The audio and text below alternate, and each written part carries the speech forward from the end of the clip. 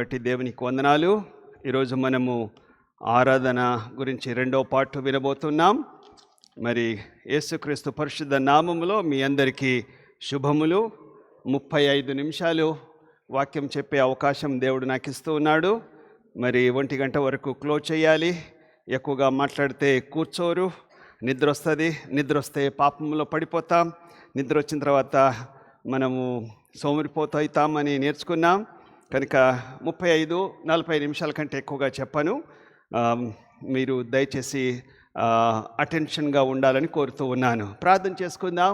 మమ్మల్ని మిక్కిలిగా ప్రేమించిన మా ప్రియ పరలోకపు రాజా, నీ పరిశుద్ధ నామమునకు వందనాలు, స్తోత్రములు.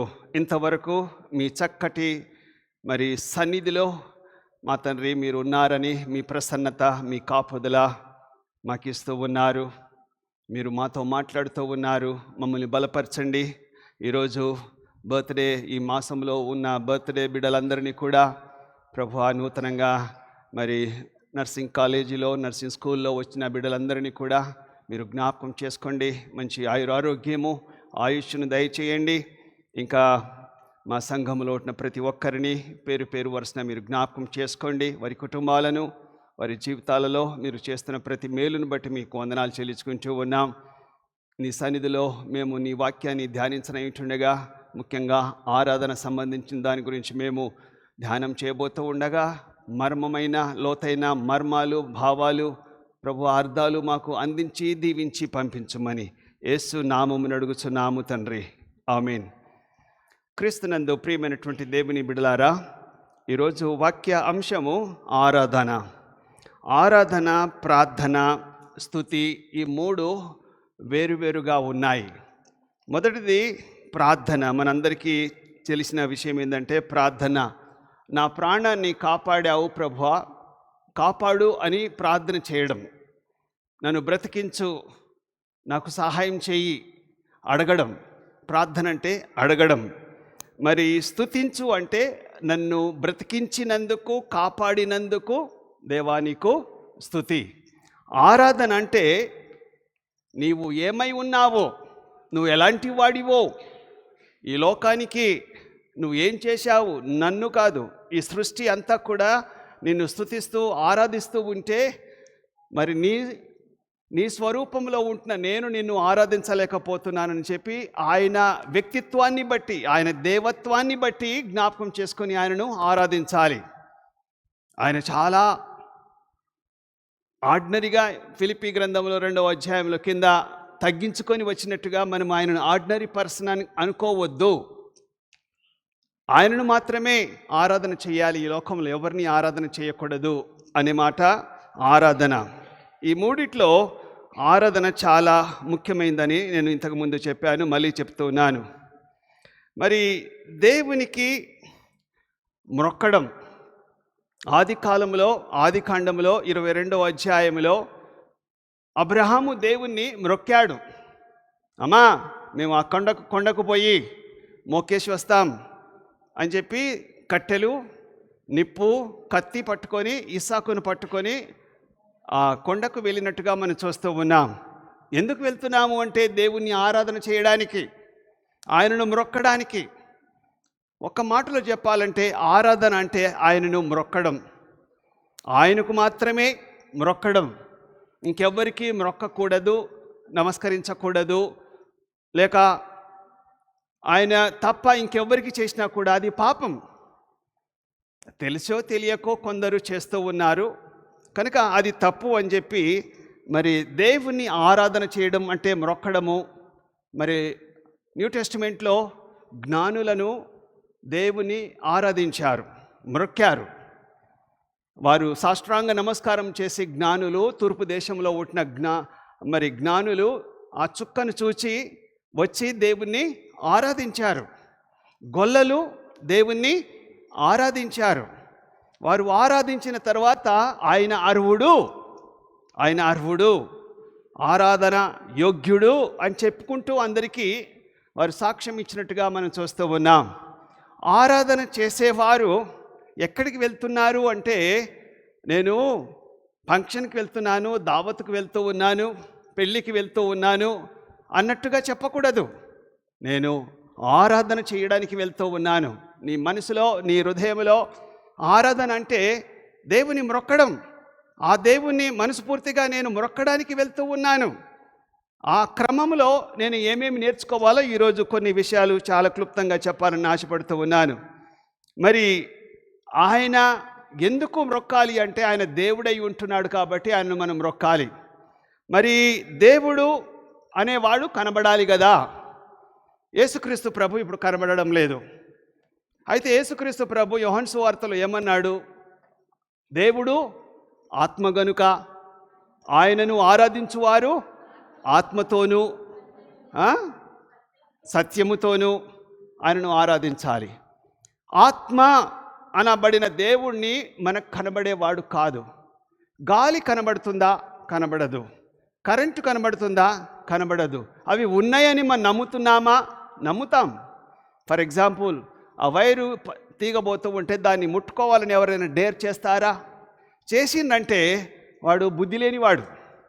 కనుక దేవుణ్ణి చూడాలి, దేవుణ్ణి పట్టుకోవాలి, దేవుడు నాకు కనబడాలంటే సస్తావు. దేవుడు చూచి ఎవరు కూడా బ్రతకలేరు. ఆయన ఉన్నాడని నమ్మాలంతే. ఆయన ఆత్మతో మనం ఆయనను ఆరాధించాలి. తర్వాత ఆత్మతో పాటు ఇంకొకటి సత్యముతో ఆయనను ఆరాధించాలి. సత్యదేవుణ్ణి సత్యముతో ఆరాధన చేయాలి. అంటే లోపట ఇంకోటి ఏది పెట్టుకోకుండా మనం ఆయనను ఆరాధన చేయాలి. The meaning of the worship, ఆరాధనకు అర్థం ఏంటంటే యేసుక్రీస్తు ప్రభు యొక్క ప్రేమ, కృప, అది ఒకే. కృప అనేది న్యూ టెస్టిమెంట్లో ఉంటుంది, ప్రేమ న్యూ టెస్టిమెంట్లో ఉంది. ధర్మశాస్త్రం అంటే అదొక పద్ధతి. ఓల్డ్ టెస్టిమెంట్లో మోషే ఇచ్చిన ధర్మశాస్త్రము ఇప్పుడు పనికిరాదు అంటలేము, కానీ అది బాలశిక్ష. కృప, ప్రేమ ఇవి కూడా చాలా ఇంపార్టెంటే. కానీ కృపను పొందినవారు, ప్రేమను పొందినవారు ఏం చేయాలి? ఆరాధన చేయాలి. అది నేను చెప్పేది. మనం కృప ద్వారా రక్షింపబడ్డామా, లేకపోతే మన సొంత తెలివి జ్ఞానము చేత రక్షింపబడ్డామా? కృప ద్వారా రక్షింపబడ్డాం. దేవుని మహాప్రేమను పొంది ఉన్నాం. Now what we have to do? We have to worship him. So కృప స్టెప్ అయిపోయింది, ప్రేమ స్టెప్ అయిపోయింది. నెక్స్ట్ ఆరాధన చేసే వాళ్ళు, విశ్వాసులుగా ఉంటున్న మనమంతా కూడా దేవుణ్ణి ఆరాధన చెయ్యాలి. ఎలా ఆరాధన చెయ్యాలి? ఆయన భక్తి గౌరవంతో మనం ఆయనను ఆరాధన చెయ్యాలి. భక్తి శ్రద్ధలతో. మనము చాలా ఫ్యాషన్ కలిగిన వాళ్ళం.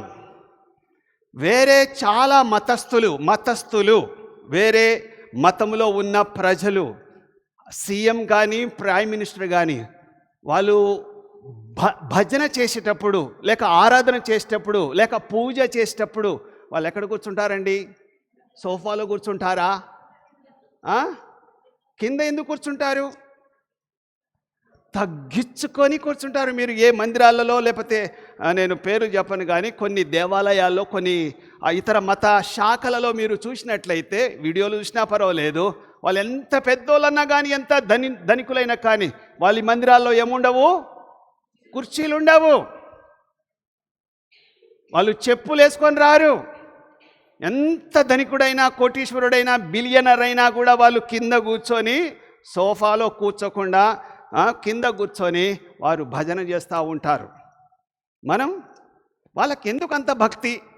నాకు అప్పుడప్పుడు అనిపిస్తుంది, మన దేవుడు విగ్రహము కాదు. ఎన్నో రెట్లు వాళ్ళ దేవతల కంటే, ఇహలోక దేవుళ్ళ కంటే, విగ్రహాల కంటే మన దేవుడు పూజకు లేక ఆరాధనకు అర్హుడు.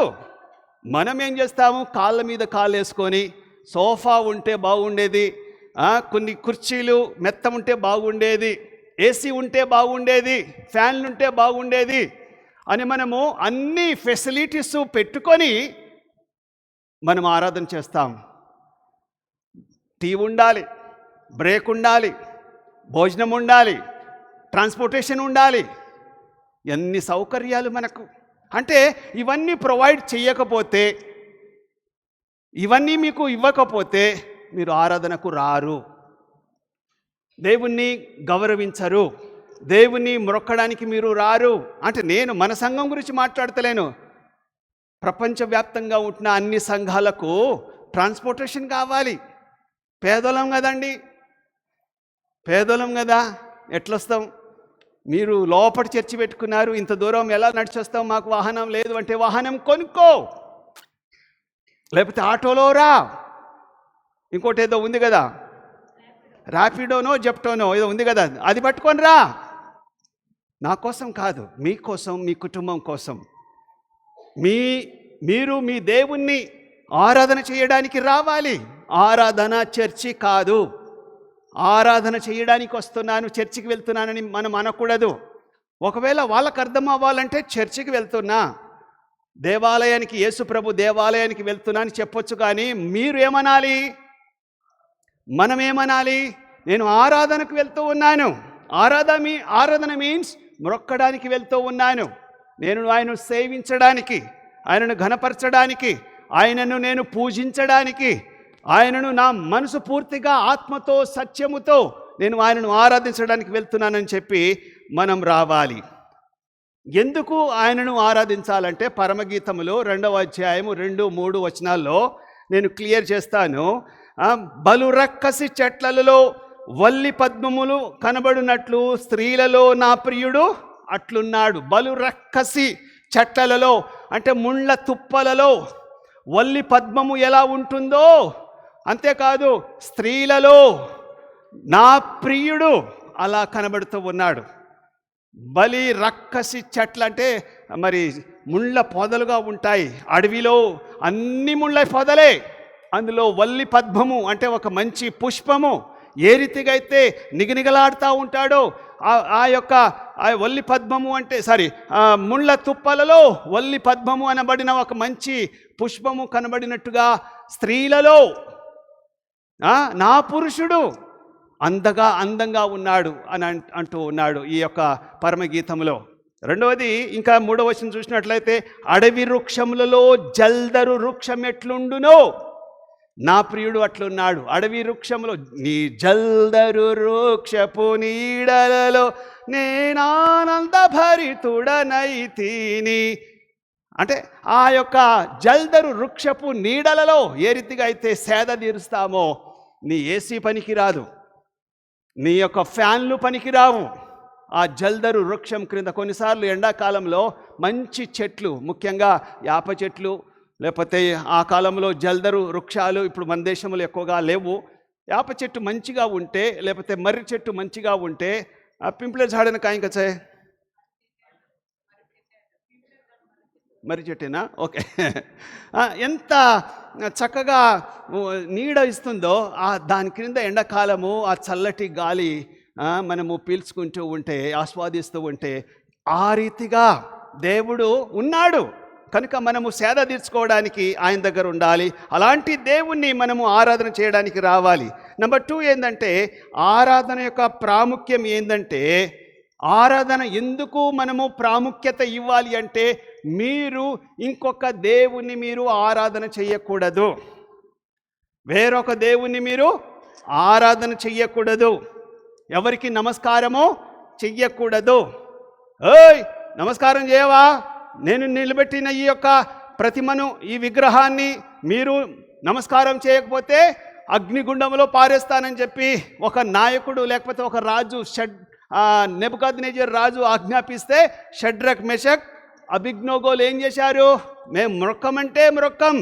రాజు పిలిపించినప్పుడు అయ్యా ఎందుకు మొక్కరు అంటే, లేదు లేదు మేము మొక్కము, మేము యూదులము, హెబ్రీయులము, ఇశ్రాయేలీయులము. ఎంత ధైర్యంగా చెప్పారయ్యా. వారు పరాయి దేశంలో బానిసలుగా ఉంటూ వేరే దేశంలో షడ్రక్ మెషక్ అబేద్నెగోలతో పాటు దానియేలు వారికి ట్రైనింగ్ ఇచ్చి వారి భక్తి శ్రద్ధలు విశ్వాసము దేవుని మీదనే. మేము మొక్కమంటే మొక్కం, అగ్నిగుండంలో పడేస్తానంటే నువ్వు పడేసినా పర్వాలేదు, అందులో నుంచి కాపాడగల సమర్థుడు మా దేవుడు. But still we don't want to worship your Idol. ఎవరికి నమస్కరించమేమో. హామాను వస్తూ ఉంటే ఒక వ్యక్తి నిలబడ్డా, నమస్కారం చేశారా? హామానుతో పాటు అందరూ, హామాను వచ్చినప్పుడు చాలామంది స్ట్రీట్లో అందరూ కూడా సాష్టాంగ నమస్కారం చేసి ఆయనకు వందనాలు పెడుతూ ఉంటే ఒక వ్యక్తి నమస్కారం చేయలే. ఎవరైనా? మొర్దెకై. ఆయనకు నమస్కారం చేయలే. నేను నీకు నమస్కారం చేయను, లేచి నిలబడమంటే నిలబడతాను, కానీ నువ్వు ఒక పనికి మాలినోడోయి, నువ్వు ఒక లంచగొండి వాడివి, నువ్వు ఒక రౌడీ సీటర్వి, నిన్నేంద్రా మేము నమస్కరించేది, బోర్ల బొక్కబడి నీకు నమస్కరించాలా అని లేవకుండా దేవునికే నేను నమస్కరిస్తానని చెప్పి. అంటే ఈ కాలంలో అది ఓల్డ్ టెస్టిమెంట్ ప్రకారంగా ఇప్పుడు ఎవరైనా అధికారులు వస్తారనుకోండి, కలెక్టర్ వచ్చాడనుకోండి, ఎమ్మెల్యే వచ్చారనుకోండి, మీరు అట్నే కూర్చొని ఉండకండి, కాళ్ళ మీద కాలేసుకొని కూర్చొని ఉండకూడదు. ఎందుకంటే రోమీలకు రాసిన పత్రిక 13వ అధ్యాయంలో తర్వాత ఇంకా వేరే చోట పౌలేమన్నాడు, మీ అధికారులకు, తిమోతికి అదే మాట అంటున్నాడు, తీతు పత్రికలో కూడా పౌలు అదే మాట అంటున్నాడు, రోమా 13వ అధ్యాయంలో కూడా అదే మాట అంటున్నాడు, ఈ లోకంలో ఉంటున్న అధికారులకు మీరు లోబడి ఉండాలి. సో వాళ్ళు వచ్చినప్పుడు మనం విష్ చెయ్యాలి, థ్యాంక్ యూ సార్ అని చెప్పాలి, వారిని గౌరవించాలి. ఓల్డ్ టెస్టిమెంట్లో వాళ్ళు కొంచెం ఓవర్ చేశారు, ఇప్పుడు అది నేను చేస్తానని చెప్పి మొర్దెకై గురించి నేను ఇప్పుడు చెప్పడం లేదు. పౌలు చెప్తూ ఉన్నాడు, కృపకాలంలో ఉన్నామా, ధర్మశాస్త్రం క్రింద ఉన్నామా? కృపకాలంలో ఉన్నాం కనుక మన అధికారులకు మనం లోబడి ఉండాలి, చట్టాన్ని గౌరవించాలి. నేను ఓల్డ్ టెస్టిమెంట్ పద్ధతి పాటిస్తానని చెప్పి, అఫ్కోర్స్ నువ్వు ఏదైనా విగ్రహాన్ని నువ్వు మొక్కకూడదు, పోకూడదు, వాటి పూజలో మరి నువ్వు పాలు పొందకూడదు. మరి మొన్నటి దినము మీరు అందరూ వాట్సాప్ పేపర్ కూడా చూశారు, ఒక వ్యక్తి ఒక పూజ గదికి వెళ్ళకపోతే, ఆ పూజ చెయ్యకపోతే, అదంతా స్టోరీ నాకు ఎక్కువగా తెలియదు, కానీ ఆయన డిస్మిస్ చేశారు సుప్రీంకోర్టు. ఒక క్రైస్తవ ఆర్మీ, ఒక మంచి మేజరో ఒక వ్యక్తి పూజ చెయ్యకపోతే ఆయన డిస్మిస్ చేశారు. ఆయన సంతోషంగా డిస్మిస్ చేసినా పర్వాలేదు, టెంపుల్లో వెళ్ళనందుకు, ఆరాధన చెయ్యనందుకు. ఓకే, కొన్నిసార్లు అందుకోసమే నేనేమంటున్నాను, ఆయన ఏ చట్టం వాడిండి? ఆయన ఓల్డ్ టెస్టిమెంట్ పాటించాడు కనుక యేసు ప్రభు వివేకంగా ఉండు, నిష్కపటంగా ఉండమని చెప్పాడు. పావురం వలె, పాము వలె ఉండమన్నాడు. పాము తప్పించుకున్నట్టుగా యేసుక్రీస్తు ప్రభు చాలా చోట్ల వివేకంగా జ్ఞానంతో నడుచుకున్నాడు. కనుక మనము కొన్నిసార్లు ఆ రీతిగా వివేకంగా ఉండాలి భక్తి విషయంలో. బట్ స్టిల్ నీ మనసులో ఒక్క దేవుని మాత్రమే నీవు ఆరాధన చేయాలి. లోకంలో నువ్వు పాలు పొందకూడదు. పోయి చూసి వస్తా, ఆ తమాషా చూస్తాను, ఆ డ్రామా, ఆ డ్యాన్సులు చూస్తాను, ఆ డప్పు కొట్టుకోటాలు, వాళ్ళు నాట్యం వేస్తూ ఉంటే, వాళ్ళు డ్యాన్స్ చేస్తూ ఉంటే నేను పాలు పొందుతాను అని చెప్పి చూడకూడదు కూడా. చూస్తే నీకు టెంప్టేషన్ వస్తుంది. కనుక అలాంటి ఆ బొమ్మ పూజలు చేస్తూ ఉన్నప్పుడు, నాట్యం చేస్తూ ఉన్నప్పుడు వాటిని నమస్కరించడానికి కానీ వాటితో అని మీరు వారితో ఏకీభవించకూడదు. దేవుడు మరి దేవుని మాత్రమే మనం ఆరాధన చేయాలి. అబ్రాహాము, ఇస్సాకు, యాకోబు, యెషయా, దావీదు, ఇంకా అనేక ప్రవక్తలు లేక అనేక భక్తులు యెహోవా దేవుని మాత్రమే ఆరాధించారు. కానీ వాళ్ళ ఇంట్లో కానీ వాళ్ళు ఉంటున్న ఏరియాలో కానీ ఎలాంటి విగ్రహాలను పెట్టుకొని ఆరాధన చేయలేదు. ఆరాధన చేయకుండా అనేక విగ్రహాలను పెట్టుకున్న ఇశ్రాయేలు రాజులు నాశనమైపోయారు. కుటుంబము మరి వంశం లేకుండా పోయారు. కనుక ఈ లోకంలో మనము ఆయనను ఆరాధన చేయాలంటే ఆయన మాటే మనం వినాలి, కానీ ఆయన వైపే మనం తిరగాలి, కానీ ఆయనకే నమస్కారం చెయ్యాలి, కానీ ఇంకెవరికి చెయ్యకూడదు. దిస్ ఈజ్ అవర్ డ్యూటీ, మన యొక్క వృత్తి. విశ్వాసులు ఆరాధన మాత్రమే చెయ్యాలి. ఇది మన యొక్క ఉద్యోగం. ఎక్కడుంది? ప్రకటన గ్రంథము 4-5 అధ్యాయంలో చూసినట్లయితే గొర్రెపిల్ల సమూహం అంతా కూడా వివాహోత్సవంలో పాల్గొంటున్న విశ్వాసులమంతా కూడా మరి ఆ గొర్రెపిల్లకే నమస్కారం చెయ్యాలి. గొర్రెపిల్ల అయిన యేసుక్రీస్తు ప్రభువుకే మనము నమస్కారం చెయ్యాలి. కానీ ఈ లోకంలో నిలబడుతున్న వ్యక్తులను కానీ మరి బొమ్మలను కానీ మనం ఆరాధన చేయకూడదు. మరి ఎవరిని ఆరాధించాలి? మూడవది, ఎవరిని ఆరాధించాలి? ఖచ్చితంగా నీ దేవుడైన ప్రభువుకు మాత్రమే ఆరాధన చెయ్యాలి. నీ దేవుడైన యేసుక్రీస్తు ప్రభుకే నీవు అతనికి నమస్కరించాలి. కీర్తన 45:11 కూడా ఈ రాజు నీ ప్రభువు, అతనికి మాత్రమే నమస్కరించాలి. మనం విగ్రహాలను ఆరాధన చెయ్యకూడదు. నిర్గమకాండములో 20:3 నేను తప్ప వేరొక దేవుడు మీకు ఉండకూడదు. మీ ఇంట్లో ఇంకొక బొమ్మ, ఇంకొక విగ్రహము, యేసుప్రభు విగ్రహము కూడా మీరు పెట్టుకోకూడదు.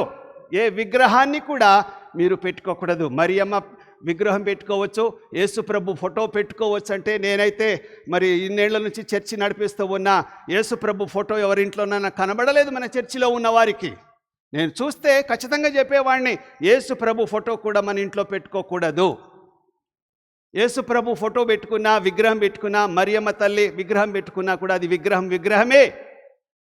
దేవుడు ఆత్మ గనుక మనం ఆయనను ఆరాధించాలి. కొంతమంది తెలుసో తెలియకనో యేసుప్రభు ఫోటో, మరియమ్మ ఫోటో, జ్ఞానుల ఫోటో, గొల్లల ఫోటో, కొన్ని రకాలైన ఫోటోలు పెట్టుకుంటారు. మార్కెట్లో అమ్ముతూ ఉంటారు చిన్న చిన్న బొమ్మలు. అవి అట్లా డెకరేషన్గా క్రిస్మస్ టైంలో పెట్టుకుంటారు. అది కూడా తప్పే. ఏ విగ్రహాన్ని మనం వాళ్ళు చూడాలి కదా అంటే నువ్వు చూడు, కానీ అది అక్కడే పెట్టుకొని ఎల్లకాలము నీ ఇంట్లో ఆ విగ్రహాలు ఉంటే కూడా పాపం. కొందరికి తెలియదు, ఏదో ఒక బొమ్మ పెట్టుకొని డెకరేషన్ చేస్తూ ఉంటారు క్రిస్మస్ టైంలో.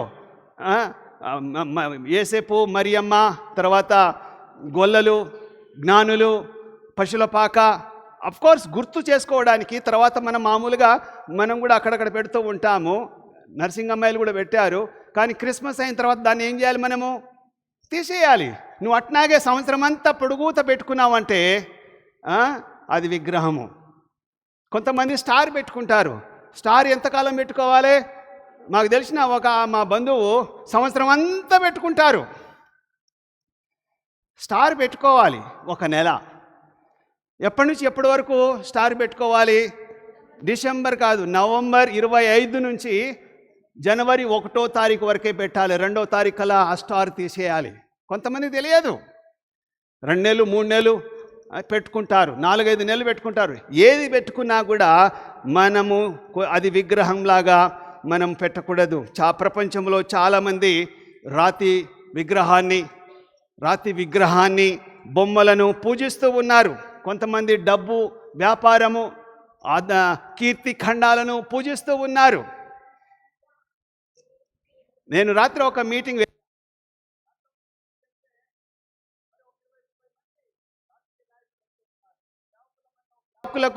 గౌరవం ఇవ్వాలి, కానీ మనుషులను పూజిస్తూ, మనుషులను సత్కరిస్తూ, మనుషులను పొగుడుతూ ఉంటే అది ఎవరిని ఆరాధించినట్టు? దేవుణ్ణి ఆరాధించినట్టు కాదు, విగ్రహాన్ని ఆరాధించినట్టు. మన చర్చి నడిపేటప్పుడు ఒక ఎమ్మెల్యేనో ఎంపీఓ ఇక్కడ కూర్చోకూడదు. వాళ్ళ కిందనే కూర్చోవాలి. వాళ్ళకు సోఫా పెట్టు, స్పెషల్ ఫ్యాన్ పెట్టు, టీ కాఫీ ఏమిస్తావో ఇవ్వు, కూల్ డ్రింక్ ఇవ్వు. కానీ ఆయన వాక్యం వినడానికి వస్తున్నాడా? ఆయన హోదాను చూపించుకోవడానికి వస్తున్నాడా? హోదాను చూపించుకోవడానికి వస్తున్నట్టయితే నువ్వు ఎవరిని ఆరాధిస్తున్నట్టు? అందుకోసమే మా వియ్యంకుని ఎప్పుడు పిలిచినా రాడాయన. ఎందుకంటే నేను కింద కూర్చోబెడతా కాబట్టి, నేను గంటసేపు వాక్యం చెప్తే ఆయన వినడు కాబట్టి. ఎందుకంటున్నానంటే మనము ఎవరికి ప్రాధాన్యత ఇవ్వాలి? దేవునికి ప్రాధాన్యత ఇవ్వాలి. వ్యక్తులను కాదు, డబ్బును కాదు, అధికారులను కాదు. ఎంత పెద్ద అధికారి అయినా కూడా వారు కింద వాక్యం వినవలసిందే. కానీ మన దేవుణ్ణి ఆరాధన చేయడానికి మన దేవుని ఇంట్రొడ్యూస్ చేయాల్సిందే. కానీ వ్యక్తులను, లేకపోతే మరి డబ్బు ఉంది కదా, బాగా సంపద ఉంది, ఆస్తి ఉంది, జ్ఞానం ఉంది అని చెప్పి చాలామంది మనిషిని ఆరాధిస్తూ ఉంటారు. మరి కొంతమంది కొన్ని కాలేజెస్, లోకంలో ఉన్న కాలేజెస్ కాదు, క్రిస్టియన్ కాలేజెస్ కూడా టాపర్ని బాగా హైలైట్ చేస్తూ ఉంటారు. టాపర్ అంటే మీకు తెలుసు కదా, అమ్మాయిలకు తెలుసు, మీకు అందరికీ తెలుసు. టాపర్ అంటే బాగా చదువుకున్నవారు, జ్ఞానం పొందినవారు. ఆయన డిగ్రీ ఎందుకు తెలుసా, ఆయన ఎంత పెద్ద ఛాంపియనో మీకు తెలుసా అని చెప్పి వారి జ్ఞానాన్ని బట్టి, వారికి ఉన్న హోదాను బట్టి ఆ వ్యక్తులను మనము ఆరాధిస్తూ ఉంటాం. ఇప్పుడు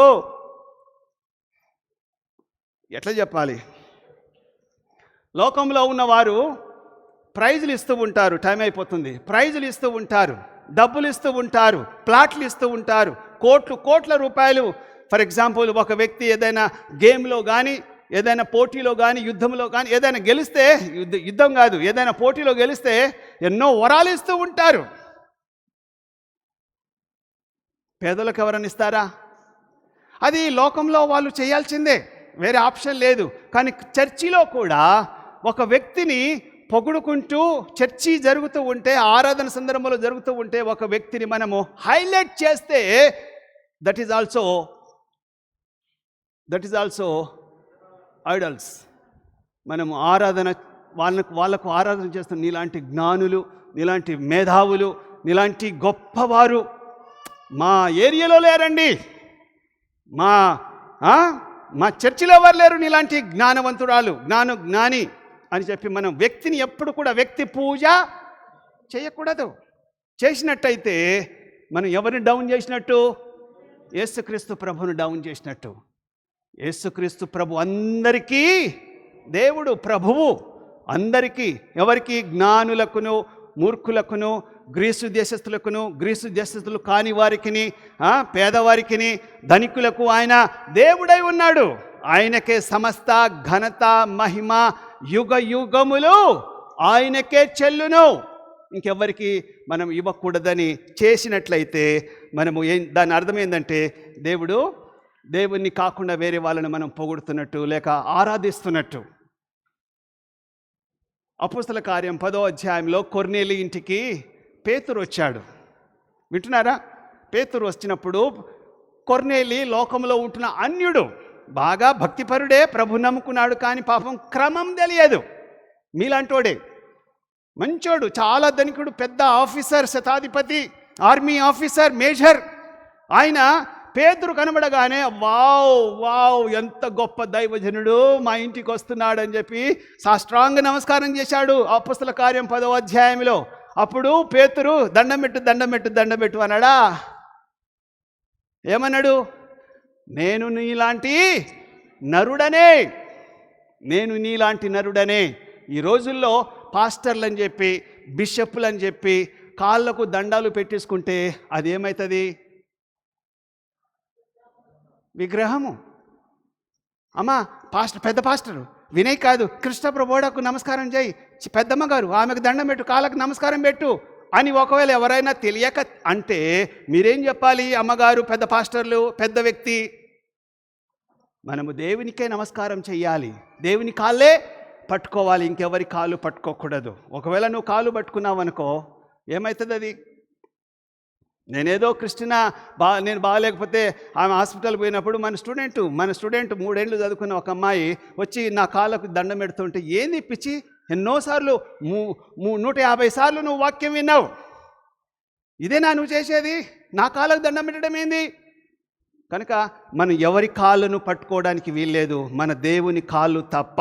కొంతమంది ప్రకృతిని పూజిస్తూ ఉంటారు. వింటున్నారా? ప్రకృతి అంటే చెట్టును, కొండను, బండను, కట్టెను, పెద్ద ఏదైనా ఒక పెద్ద పర్వతం ఉంటే ఆ పర్వతాన్ని, లేకపోతే పొద్దున్న లేచి ఎవరిని? సూర్యుని, చంద్రుని, నక్షత్రాలను పూజించేవారు లేరా? మనోళ్ళు కూడా. ఇదంతా కూడా దేవుడు చేసిన సృష్టి. కనబడుతున్న అవన్నీ కూడా యేసుక్రీస్తు ప్రభు సృష్టించాడు. యేసుక్రీస్తు ప్రభు సృష్టికర్త. ఈ ఫోను ఎవరో ఒకరు కనిపెట్టారు, ఈ వాచ్ కూడా ఎవరో ఒకరు కనిపెట్టారు. ఈ వాచ్ని మొక్కడము, ఫోన్ను మొక్కడము మీరు మొక్కరు కదా. ఒకవేళ మొక్కిర్రనుకో, టెంకాయలు కొట్టిర్రనుకో, దీని సృష్టికర్త ఏమనుకుంటాడు?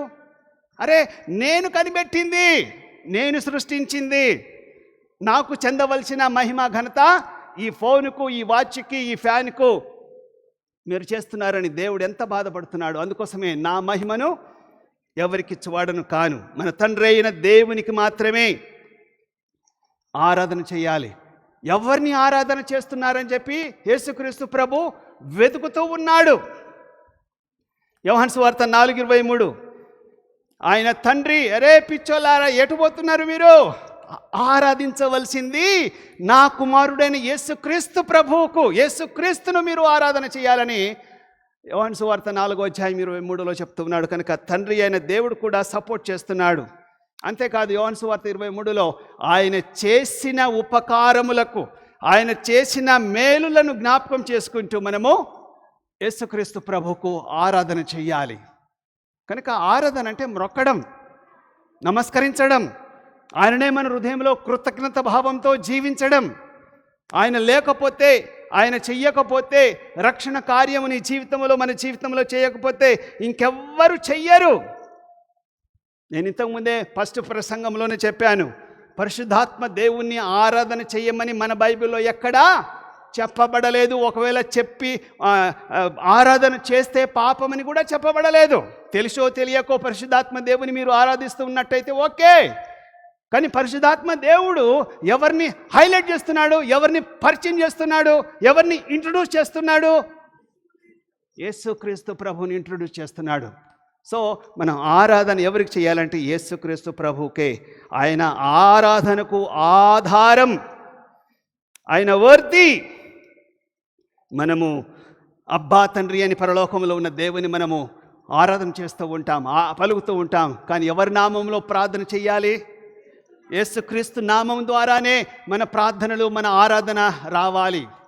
డైరెక్ట్గా నేను యెహోవా దేవునికి బలిపీఠము అర్పిస్తాను, నేను యాటను గొర్రెను మేకను కోసి బలి రక్తం చిందిస్తాను అంటే యేసు ప్రభు పరలోకంలో తండ్రి అయిన దేవుడు నీ ఆరాధన అది కాదురా బాబు. ఆ కాలంలో కయీను, యెహెబేలు, ఈ యొక్క ధర్మశాస్త్రములో ఉంటున్న ఈ ప్రవక్తలంతా, లేవీయులు, యాజకులంతా కూడా అప్పుడు చేశారు.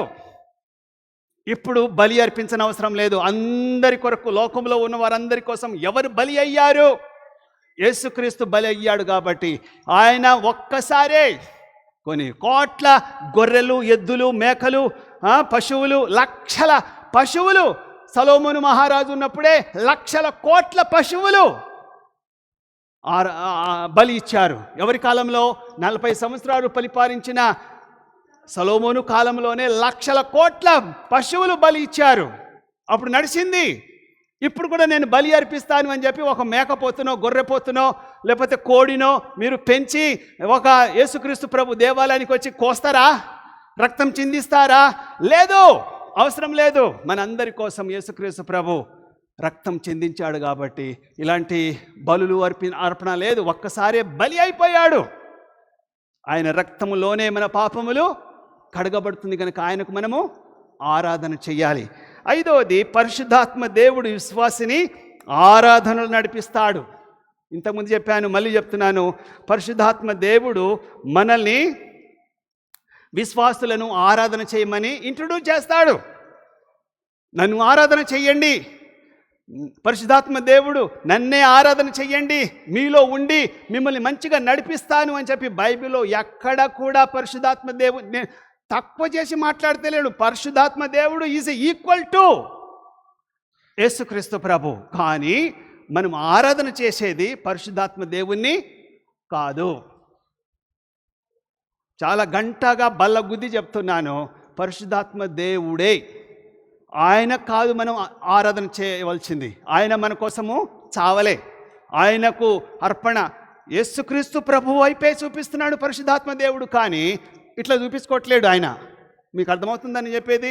నన్నే ఆరాధన చెయ్యండి, నా వైపే తిరగండి, నా మీదనే ఆధారపడతాం. కానీ ఆ పరిశుద్ధాత్మ దేవుడు యేసుక్రీస్తు ప్రభు గురించి మాట్లాడుతున్నాడని జ్ఞాపకం చేస్తున్నాను. 6వది, ఆరాధించే విధానం చెప్పాను. ఆత్మతో సత్యముతో ఆరాధన చెయ్యాలి. మనం ఆరాధన చేసేటప్పుడు నిష్కపటంగా ఆరాధన చెయ్యాలి. నిష్కపటమైన, వాస్తవంగా, హృదయంలో మన హృదయాన్ని దేవుడు చూస్తున్నాడనే ఉద్దేశంతో మనం ఆరాధన చేయాలి. మనం ఆరాధన చేసేటప్పుడు, ప్రార్థన చేసేటప్పుడు, లేక ఆరాధన చేసేటప్పుడు మోకరించి ఏవేవో మాట్లాడుతూ ఉంటాం. ఏదేదో మన హృదయాల నుంచి మరి వల్లిస్తూ ఉంటాం మాటలు. ఒకసారి మీకు అందరికీ వీడియో తెలుసు కదా, మీరందరూ ఆరాధన, నేను చేసే ఆరాధనలో ఏ ఏ మాటలు నేను మాట్లాడుతూ ఉన్నాను అని ఆరాధన చేసే వాళ్ళు ఒకసారి వినండి. లేకపోతే ఇక్కడ ఆరాధన చేయకపోయినా మీరు ఇంట్లో కానీ మీ రూమ్లో కానీ మీరు రికార్డింగ్ చేసుకోండి. ఒక 20 నిమిషాలు ప్రార్థన చేస్తే, 10 నిమిషాలు ప్రార్థన చేస్తే మీరు రికార్డింగ్ చేసుకొని మళ్ళీ మీరు వినండి. ఎన్ని తప్పులు మాట్లాడుతూ ఉంటామో. అంటే క్రమంగా ఆలోచన లేకుండా మనం ఆరాధన చేస్తూ ఉంటాం. చేయవలసిన రీతిలో ఆరాధన చేయకుండా, చేయవలసిన ప్రార్థన మనం చేయకుండా ఏవేవో మాట్లాడేస్తూ ఉంటాం. అవన్నీ కూడా సరి చేసుకోవడానికి ఆరాధనలో చాలా క్లుప్తమైన మాటలు ఉండాలి. ప్రార్థన వేరు, ఆరాధన వేరు, స్తుతి వేరు. కనుక మనం చాలా జాగ్రత్తగా ఆరాధన చేసేటప్పుడు మనం దేవుడు ఉన్నాడు, దేవుడు చూస్తున్నాడని చెప్పి జ్ఞానంగా ఆరాధన చేసేటప్పుడు జ్ఞానం మరి ఉండాలి. ఇక్కడ దేవుని మందిరాల్లో మనం వచ్చి మన ఇంట్లో ఏం జరుగుతుందోనని ఆలోచన చేస్తూ ఉండకూడదు. వాళ్ళు ఏం చేస్తున్నారు, వీళ్ళేం చేస్తున్నారు అని చెప్పి ఎవరి వైపు మనము చూడకూడదు. ఎవరిని గురించి మనము ఆలోచన చేయకూడదు. ఎవరు ఏం చేస్తున్నారో అని చెప్పి మనము ఎవరిని మన దగ్గర రాకూడదు. ఎవరిని మనసులో మనం పెట్టుకోకూడదు. దేవుడు తప్ప. నీ యొక్క మైండ్లో ఎవరుండాలి? యేసుక్రీస్తు ప్రభువుని నేను ఆరాధన చేయడానికి వస్తున్నాను. నీ పక్కనున్న వాళ్ళు ఎలాంటి చీరలు కట్టుకున్నారు, ఎలాంటి బట్టలు వేసుకున్నారు, ఎలాంటి సెంటు కొట్టుకుంటున్నారు, ఏ రీతిగా వాళ్ళు ఉన్నారని చెప్పి వాళ్ళ వైపు మనం చూడకూడదు. చూడకూడదంటే నువ్వు గుడిదానివా, గుడ్డోడివా కాదు. చూడొచ్చు, కానీ వాళ్ళ గురించి ఆలోచన చెయ్యకూడదు. నీ ఆలోచన అంతా, నీ ధ్యాస అంతా, నీ మనసంతా, నీ ఫోకస్ దేవుని మీద ఉండాలి. అలా ఆలోచన చేస్తే అది నిజమైన ఆరాధన. ఆరాధన వచ్చేటప్పుడు మనము ఆయనను ఆఫీసులో ఏమైనా జరుగుతుందా, డబ్బు ఎలా సంపాదించాలి, ఉద్యోగం ఎలా సంపాదించాలి, ఇంకా లోకంలో ఏమేమి జరుగుతున్నాయి, ఈరోజు మ్యాచ్ అట, ఈరోజు కొత్త సినిమా విడుదలైందట, ఈ యాక్టర్ ఎలా ఫైట్ చేశాడో, ఆ యాక్టర్ ఎలా ఫైట్ చేశాడో, లేకపోతే ఏం జరుగుతుందో పోయి చూడాలి అనేది మీరు పెట్టుకోకూడదు. నీ మనసంతా కూడా 3 hours దేవుని దగ్గర పెట్టాలని జ్ఞాపకం చేస్తూ ఉన్నాను. కనుక సంఘంలో మనం ఉంటూ చాలాసార్లు నిరుత్సాహపడుతూ ఉంటాం. సంఘంలో ఉంటూ దేవుడు నా ప్రార్థన విన్నాడో లేదో, దేవుడు నాకు ఇస్తాడో లేదో, చేస్తాడో లేదో అని చెప్పి మనం ఏమేమో మాట్లాడుతుంటాం. కనుక చివరి మాట ఏంటంటే, ఆరాధనకు కలిగే ఆటంకాలు, సమస్యలు, మనం ఆరాధనకు వచ్చేటప్పుడు ఎన్ని ఆటంకాలు వస్తాయో అది చెప్పేసి నేను ముగిస్తాను. నంబర్ 1, నేనే, నాదే, నా స్వంతం, నా చిత్తం, నా ఇష్టం. నువ్వెవతివే చెప్పడానికి, నువ్వెవడురా చెప్పడానికి అని మనము ఇక్కడ ఆ మాటలు పలకకూడదు. దేవుని మందిరంలో అందరూ సమానమే. ఒకరు ఎక్కువ, ఒకరు తక్కువ, ఒక పెద్ద డిగ్రీ చదువుకున్న వాళ్ళు, కూలోడు అని తేడా ఏమీ లేదు. మనమంతా ఎవరిని గురించి మనం కించపరిచి మాట్లాడడం కూడదు. పేదోళ్ళు, గరీబోళ్ళు, పెద్దోళ్ళు, ధనికులు అంతా కూడా సమానమే.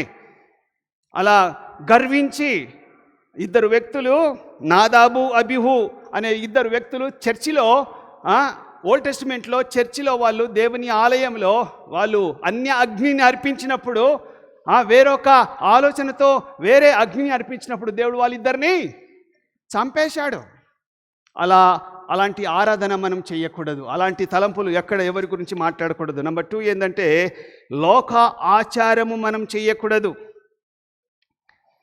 లోకంలో ఉన్న వాటి విషయం మనం ఆలోచన చేయకూడదు. దుష్టుని గురించి, లోకంలో ఉంటున్న వారి లెక్క మనం ఆలోచన చేయకూడదు. లోకంలో రకరకాలుగా ఆలోచన చేస్తూ ఉంటారు. విశ్వాసి అలా ఆలోచన చేయకూడదు. నా దేవుడు అరే ఇప్పుడు అట్నే ఉంటుందిరా, తర్వాత మనము ఈయన మాట ఎందుకు వినాలని చెప్పి వెళ్ళిపోతూ ఉంటారు. అలా ఆలోచన చేయకూడదు. మనం మొత్తం దృష్టి అంతా కూడా, మన ఫోకస్ అంతా కూడా దేవుని మీద పెట్టాలి. అటు ఇటు పోకుండా దేవుని దగ్గరే ఉండాలి. ఏమీ ఆలోచన చేయకూడదు. ఏది కూడా మీ మైండ్లో రాకూడదు. ఏదైనా ఆలోచన చేస్తున్నట్లయితే అది చర్చి బయట, ఇక్కడ గురించి లోకంలో అది జరుగుతుంది, ఇది జరుగుతుంది, ఈ న్యూస్ వస్తుంది, అలా జరిగిపోయిందని చెప్పి మనము వీడియోలు కానీ, యూట్యూబ్లు కానీ, లేకపోతే నెట్లో ఏదైనా ప్రోగ్రాం చూడటం కానీ చేయకూడదు. లేకపోతే ఈయన ప్రసంగం ఏం బాగుంటుందని చెప్పి బాత్రూమ్ కనుకో, లేకపోతే పిల్లోడు ఏడుస్తున్నాడని చెప్పి పిల్లోని పట్టుకొని పోవడమో, మీరు పోయారనుకో ఎవరికి మర్యాద ఇవ్వడం లేదు, మీరు దేవునికి మర్యాద ఇవ్వడం లేదు. నేను ఉండాలి, నా కుటుంబంగా నేను దేవుని ఆరాధన చేయాలి. సో నా భర్తనో, నా భార్యనో, నా పిల్లోడో, నా కొడుకో, కూతురో పోతే పోని, కానీ నేను కూర్చోవాలి, నా దేవుని నేను గౌరవించాలి, నా దేవుని కొరకు నేను బ్రతకాలి. కొంతమంది ఇక్కడ బాగానే ఉంటారు భక్తిగా, అన్నం తినేటప్పుడో లేకపోతే పోతున్నప్పుడో డైనింగ్ హాల్లో పాస్టర్ గురించి ఎగతాళి చేసి, లేకపోతే కొయర్ వాళ్ళ గురించి ఎగతాళి చేసి మాట్లాడే వాళ్ళు ఉంటారు. ఇట్లనటనే, అటనటనే, అదటనే, ఇదటనే అని మాట్లాడుకునే వాళ్ళు ఉంటారు. అది కాదు ఆరాధన. ఆరాధన అంటే నువ్వు ఎవరిని క్రిటిసైజ్ చేయకూడదు, ఎవరిని గురించి ఎక్కువ మాట్లాడకూడదు, తక్కువ మాట్లాడకూడదు. నువ్వు దేవునితోనే ఉండాలి. నువ్వు పక్కన అందరితో సమాధాన పడాలి, అందరితో మాట్లాడాలి, అందరినీ ప్రేమించాలి, అందరినీ షేక్ హ్యాండ్ ఇవ్వచ్చు, అందరితో మాట్లాడవచ్చు. కానీ ఈ ముసలమ్మ ముచ్చట్లు, గుసగుసలు, డబుల్ మీనింగ్ మాటలు, వేరుగా మాట్లాడడము మనం బంద్ చేసుకోవాలి. కనుక మనము ఉన్నది ఉన్నట్టుగా మన హృదయము ఇక్కడ పెట్టినట్టుగా బయట మనం ఉన్నంతకాలము చర్చిలో ఇప్పుడు కొంతమంది చర్చి అయిపోయిన తర్వాత, భోజనం అయిపోయిన తర్వాత అక్కడ ఒక గుంపు, ఇక్కడ ఒక గుంపు, అక్కడ ఒక గుంపు, ఇక్కడ ఒక గుంపు, లోపల ఒక గుంపు, బయట ఒక గుంపు, కార్ల దగ్గర ఒక గుంపు, లేకపోతే అక్కడ కూర్చునేటప్పుడు ఒక గుంపు, ఒక ముగ్గురు నలుగురు మాట్లాడుతూ ఉంటారు. ఏం మాట్లాడుతూ ఉంటారు చెప్పండి? ఇక్కడ మాట్లాడుతున్నారంటే ఇక్కడ ఉన్న గురించే మాట్లాడతాం మనం, అవునా కాదా? ఇక్కడ ఎవరి గురించి మనము గుసగుసలు మాట్లాడితే అది ఆరాధనకు సరి అయిన ఆరాధన పద్ధతి కాదు. ఎవరి గురించి మనము క్రిటిసైజ్ చేయకూడదు, ఎవరిని కూడా మనం డీగ్రేడ్ చేసి మాట్లాడకూడదు. అప్పుడు నువ్వు ఆరాధన రావద్దు. నువ్వు అలా మాట్లాడుతున్నావంటే, క్రిటిసైజ్ చేస్తున్నావంటే నువ్వు ఆరాధన చేయడం లేదు. ఒక వ్యక్తిని నువ్వు హైలైట్ చేస్తున్నావు, అది డీగ్రేడ్ కావచ్చు, మంచిగా చేయొచ్చు. కనుక మనం ఎవరి గురించి, నేను ఇంతకుముందు చెప్పాను, సోమరిగా ఉండకూడదు అని, పనిచేయాలి. వాక్యము ఇక్కడ చెప్పేటప్పుడు అప్పుడప్పుడు కొంతమంది పడుకుంటారు. మోస్ట్లీ నా ప్రసంగంలో పడుకోరు, కానీ గంటన్నర తీసుకుంటే మాత్రం ఖచ్చితంగా పడుకుంటారు. లేకపోతే కొంగు మీదేసుకొని, ఆడోళ్ళు ముఖ్యంగా పై కప్పుకొని కింద యూట్యూబ్ చూస్తూ ఉంటారు. మన చర్చిలో లేరు, కానీ కొన్ని సంఘాల్లో యూట్యూబో, ఏదో ఒక బుక్కో, లేకపోతే ఏదో ముగ్గులు వేసుకోవడమో, ఇవన్నీ కూడా మరి నువ్వు వాక్యము నీ హృదయంలో పోవడం లేదు. దేవుని మాటలు నీ హృదయంలో పోకుండా ఆపేస్తున్నాడు సైతానుడు. మిమ్మల్ని సోమరిపోతులుగా చేస్తున్నాడు. కనుక జాగ్రత్త, ఆశీర్వాదం రాదు. కనుక ఐదవది అసహనం.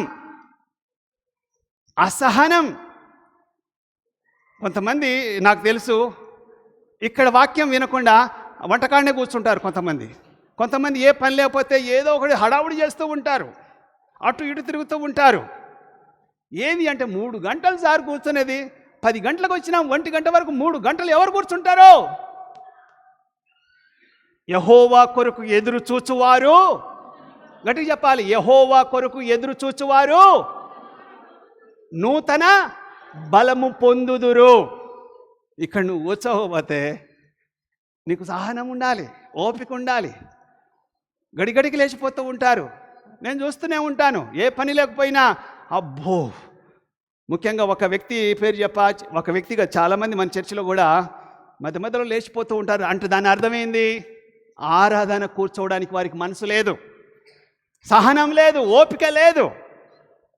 అమెరికాలో ఉంది, ఇప్పుడు మన దేశానికి కూడా వచ్చింది ఈ రోగం. అమెరికాలో చర్చి ఎంతసేపు తెలుసా మీకు? గంట. అది 10,000 మంది కానీ 10 మందికి కానీ 1 గంట కంటే ఎక్కువగా కూర్చున్నారా, సాగదీశాడా, ఎవరి బైబిల్ కూడా తెచ్చుకోరు, వాళ్ళు లేచిపోతూనే ఉంటారు. కనుక నువ్వు అలా లేచిపోయావంటే నువ్వు దేవుణ్ణి అగౌరవపరిచినట్టుగా, మరి దేవుని సన్నిధిలో రాకుండా ఉండడానికి ఇది ముఖ్యం. కనుక యెషయా గ్రంథము 40:31లో యెహోవా కొరకు ఎదురుచూచువారు నూతన బలము పొందుదురు. తర్వాత మన విధానం లోకంలో ఉన్న ఆచార ప్రకారంగా మనం ఉండకుండా, ఆ చర్చి ఈ చర్చి అని ఉండకుండా. నేను ఒక చర్చికి వెళ్ళాను అమెరికాలో.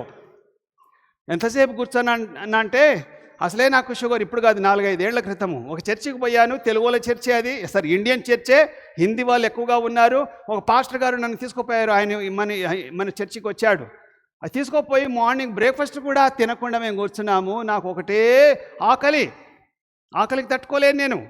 ఆయన పొద్దున 6:30 7 గంటలకు 1 గంటలో అయిపోతుంది అనుకొని వచ్చినాము. బయటికి పోయి బ్రేక్ఫాస్ట్ తిందాం అనుకుని పోయినాము. మధ్యాహ్నం 3 గంటల వరకు ఆయన కూర్చోబెట్టాడు నన్ను. బ్రేక్ఫాస్ట్ లేదు, లంచ్ లేదు. దేవుని సన్నిధిలో కూర్చోవడం ఒక గొప్ప ఆశీర్వాదం. మీరు కూర్చోవడం లేదు అంటే మీకు హిందువుల్లాగా హిందూ చర్చెస్లో మందిరాల్లో ఉన్నట్టుగా మీకు కింద కూర్చోబెట్టడం లేదు. మీరు కింద ఒక అరగంట కూడా కూర్చోలేరు నాకు తెలుసు. కింద కూర్చోవడం బదులు ఇంకేం చేస్తారు, మీరు ఒక దిండు తీసుకొచ్చి కింద పడుకుంటారు. వచ్చేటప్పుడు దిండు పట్టుకురండి. పక్కన సందేసుకొని రైల్వే స్టేషన్లోనో మరి అక్కడక్కడ మీరు పడుకుంటారు కదా, అట్లా పడుకోవచ్చు. 3 అవర్స్ ఉండడు, వాళ్ళు కూర్చోరు. ఏం చేస్తారు, పడుకుంటారు. ఎయిర్పోర్ట్లో కూడా 2-3 గంటలు వెయిట్ చేయాలంటే పడుకుంటారు. సో ఆ రీతిగా మనం అగౌరవపరచడానికి దేవుని మందిరము అలాంటి స్టేషన్లు కాదు, బస్ స్టాండ్లు కావని జ్ఞాపకం చేస్తూ ఉన్నాను. దేవుని సన్నిధిలో ఇష్టం వచ్చినట్టుగా మనము ఆరాధన చేయకూడదు. మనం క్రమబద్ధంగా దేవుని ఆరాధించాలి. తర్వాత వెరీ వెరీ ఇంపార్టెంట్ ఏంటంటే, మనం ఆరాధనకు వస్తూ ఉంటాం. వింటున్నారా? మనం ఆరాధనకు వస్తూ ఉంటాం, కానీ ఎవరిని గట్టిగా చెప్పాలి,